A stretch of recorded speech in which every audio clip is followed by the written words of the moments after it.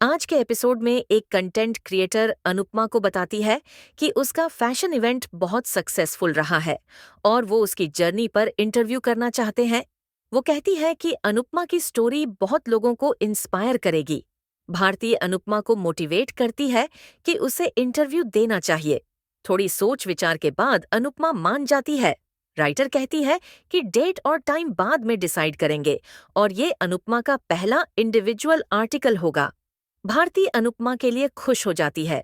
इसी बीच अनुपमा को रजनी का कॉल आता है जो उससे मिलने का फैसला करती है। जब अनुपमा पहुंचती है तो वरुण को देखकर शॉक्ड हो जाती है। वरुण बताता है कि सरिता ने उसे वड़ा पाव देकर भेजा है। अनुपमा वरुण से कहती है कि वो भारती का ध्यान रखे क्योंकि वो रजनी के साथ बाहर जा रही है।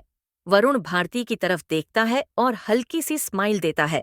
उधर शाह हाउस में हंसमुख किंजल और लीला परितोष और पाखी को देखकर शॉक्ड हो जाते हैं। परितोष और पाखी बताते हैं कि मीडिया इंटरव्यू के लिए आया है क्योंकि ईशानी और परी अब सेलिब्रिटी बन चुकी हैं। वो पूरी क्रेडिट खुद ले लेते हैं और अनुपमा को पूरी तरह इग्नोर कर देते हैं। किंजल ताना मारती है कि अब अनुपमा को समझ जाना चाहिए कि मुंबई में कौन अपना है और कौन पराया। रजनी अनुपमा को क्रिसमस शॉपिंग के लिए साथ चलने पर थैंक यू कहती है। अनुपमा उसकी हेल्प करती है शॉपिंग में। रजनी मन ही मन प्लान करती है कि वो अनुपमा से कोठारी फैमिली के बारे में और डील से जुड़ी बातें निकलवाए और सोचती है कि क्या अनुपमा को अपकमिंग डील के बारे में पता है। तभी प्रार्थना अनुपमा को कॉल करती है और जिद करती है कि वो उसकी गोद भराई में जरूर आए वरना वो फंक्शन कैंसिल कर देगी। वो साफ कहती है कि सेलिब्रेशन तभी होगा जब अनुपमा और शाह फैमिली आएगी। रजनी पूछती है क्या हुआ तो अनुपमा उसे सब बता देती है। रजनी समझ जाती है कि कोठारी फैमिली अनुपमा को पसंद नहीं करती। घर पर वरुण भारती से पूछता है कि वो इतनी थकी हुई क्यों लग रही है।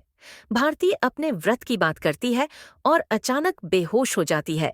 वरुण तुरंत उसे संभालता है और पानी पिलाता है।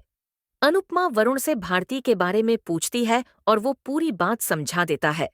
सरिता और अनुपमा देखती हैं कि वरुण ने बर्तन साफ कर दिए हैं और वो इम्प्रेस हो जाती हैं।